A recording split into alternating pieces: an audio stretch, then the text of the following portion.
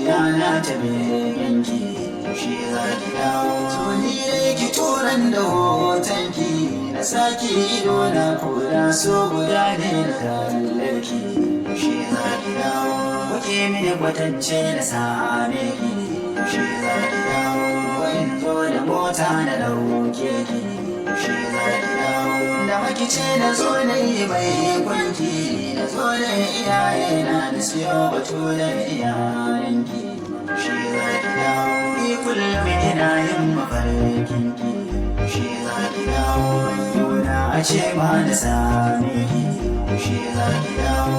Kire ce tauraruwar mata kin haske idanuna dan Allah zo dan na baraki shi za ki dawo. Ni tafiyar ki ta bani mamaki shi za ki dawo. Zuciya tana yawan begenki shi za ki dawo.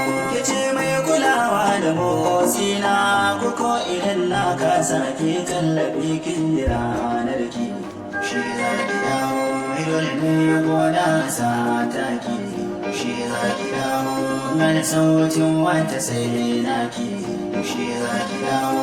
Kyau na mata masu kamo ki salon tafiyar ki da sai kwata ki tilasa kalle ki shi za ki dawo. Masoya zo nan mahauloki shi za ki dawo. Zauna ni dai ta kallon ki shi za ki dawo. Daga kanki na kulle soyayya duk waccan ta zo zance mata ɗan tsayanin ta ja mulki shi za ki dawo.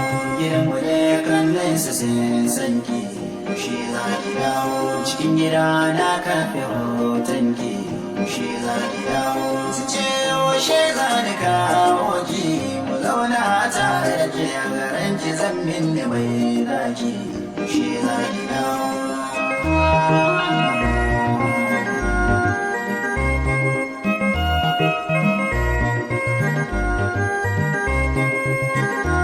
Thank you.